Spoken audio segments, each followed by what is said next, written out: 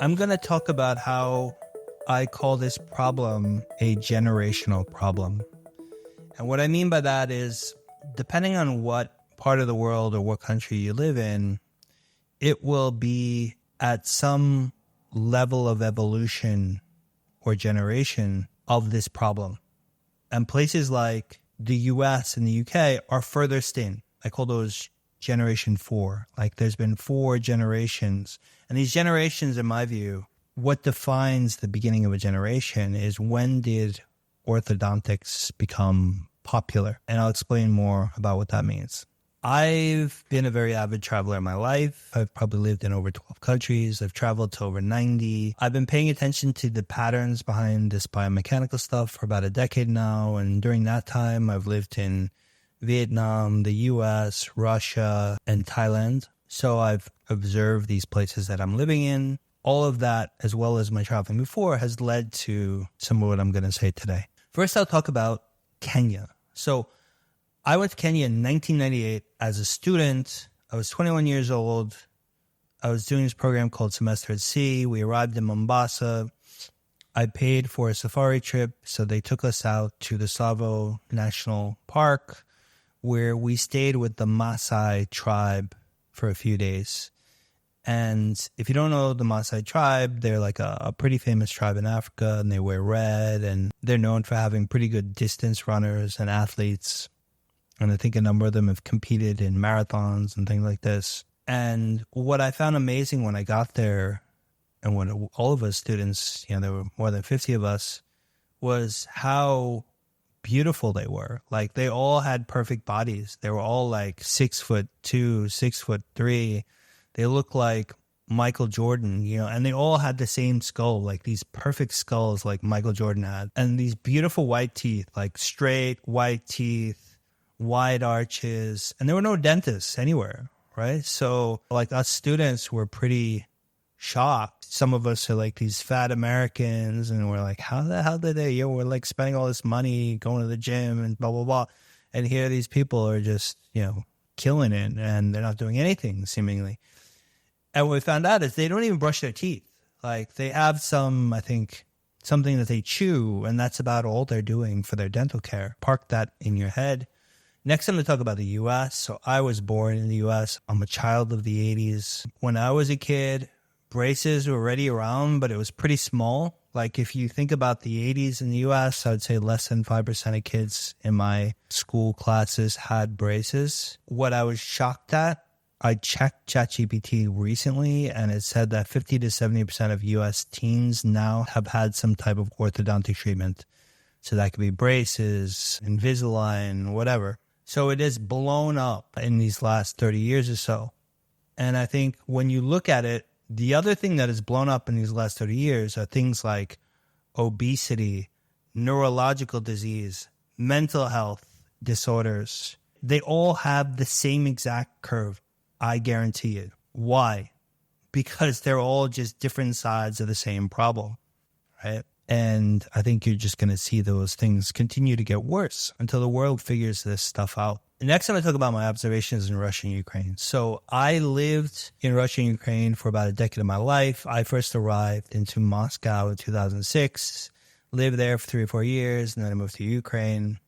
So I know the region very well. My wife is Ukrainian. Now, the region is very known for having beautiful women. When I first arrived, I took a train trip in 2005 across Russia, and I was just shocked, like there were these model level looking women just walking the streets in these poor cities in Siberia. And you didn't see that in America. And so when I lived there in 2006 in Moscow, I just got used to it. You see these like supermodel type people just walking around the metro, and it was very commonplace. And everyone thought it was their genetics. But the issue was, so I left the region, moved to Vietnam, lived in Boston for a while. I came back to Moscow in mid-2018, and it was already changing a lot.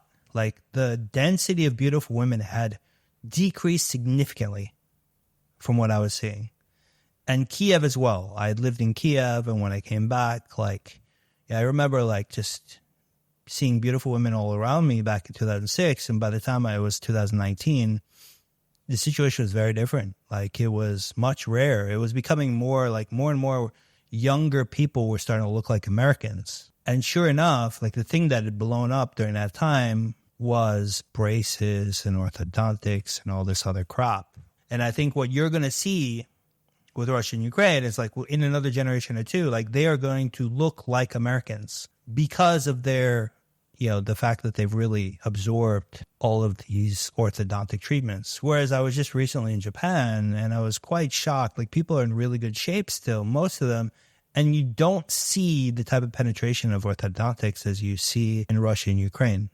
Maybe that's cultural, I don't know. But I would say your average person in Japan is now in better shape than a person in Russia or Ukraine. So, for all those that thought it was genetics, like, you're going to be proven wrong in the next 20 years when 20 years from now, 80% of the people in Moscow are going to be obese and look like Americans, right? Like, what happened to their genetics? Next, I'll talk about Latin America. So I've backpacked through Latin America a couple times, once through Central America and then more through Southern America. I've been through places like Honduras and Guatemala and Colombia and Panama. And what you see when you go to those places is you see a lot of poor people, or at least you did back then when I was doing this 10, 20 years ago. And you see these, like, dirt poor older people who barely have any money, and they might be just hanging out on the street or at a cafe, sipping a single beer.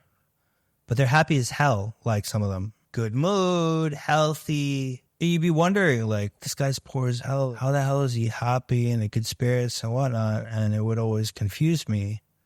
Whereas you'd see someone, an American, 60, and they're falling apart and they're depressed and this, that, and the other thing, and yet they have a lot more money. Like, what is going on? And what I realized is they were just much healthier in these Latin American countries. Like, they didn't have orthodontics. They were structurally holding up far, far better as they aged than Americans were. And this neurological impact of your structure holding up better meant that they were happier and mentally healthier. The connection to teeth and pregnancy. One thing I started to dig into back in the day, like in 15, 16, was I started reading a lot of Weston Price, who was a nutritionist back over 100 years ago. He'd written a couple famous books where he looked at native tribes and how they were eating on their native diet. And then the minute they started eating Western diet, some of them, tuberculosis rates popped up. They started to look much worse, and all these other things happened. And I think that is part of the degradation process, but it's like an initiator. The other thing that I was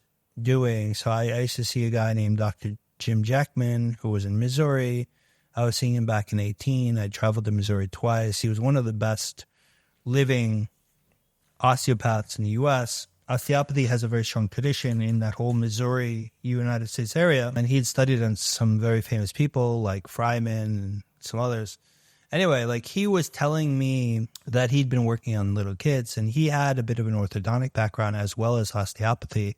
And so he'd tell me how he'd worked on newborn kids for many, many years, I think 3 or 4 decades. And he'd tell from the feel of their skull and their body what compensations their mother had. And he knew from feeling the skull, like, what malocclusions the kid was likely going to develop.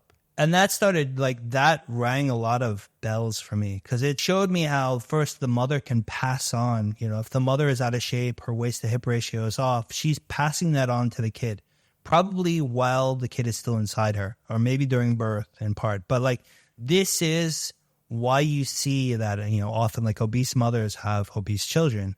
And I don't think it's genetics. So he was explaining how parents or mothers can pass on their compensations to kids. And I think that is part of why you see this as a generational problem, right? Like, if you think about the math, if a mother has a kid a bit later in life and her hips are already wide and she's compensated, and then as a result her kid is compensated, then her kid is going to come out compensated, might end up being, chubby, things are thrown off already from a young age. And then, of course, that kid is going to pass it on to their kid. So it's kind of like, whenever one parent gets messed up, everybody after that parent is screwed. And I think that's more or less what you see with this, right? Like, I've been following these patterns, looking at people around me for a long time. That is what I'm observing. Like, is it 100% of the time? No. But like, is it 90, 95%? Yeah, like, based on what I'm seeing. And so when you think about that, it's pretty condemning about the future of the earth. You're just seeing in every country that at some point, one parent, like the mother, gets screwed. And then, after that, like everyone's not very healthy. And so it's all about trying to keep the population healthy to start. And there's less and less healthy people. And I think like in places like the United States, where a very high percentage of the people are already impacted, like if the world doesn't start to get this stuff, there's going to be very few healthy, good looking people left. And that's just going to be the reality. Like, and if you look at some middle American towns, I would argue that that is already the reality, right? Like I visited my dad. He lives in a smaller town in Washington State. And I was walking around a Walmart and I'm like, wow, what happened to Americans? They're huge. So I think this is just the way that I measure it. This can definitely be argued, but I say that there's 4 generations. We're 4 generations into this problem. Generation 1 is people that are still in their native culture. So people that like the Maasai tribe or people living in the jungle in the Amazon, right? And like these people are still going to have these beautiful skulls, spines, and they're going to look great. They're going to be very healthy. That's generation 1. Generation 1 is untouched, still as healthy as people have been, for the last hundreds of years. Generation 2 are countries that have started to westernize relatively recently. And when I say westernized, I particularly pay a lot of attention to orthodontics. When did braces and all this start to become popular? And so that is where I define it as, okay, like braces and all that only really became popular in the last 20 years or so.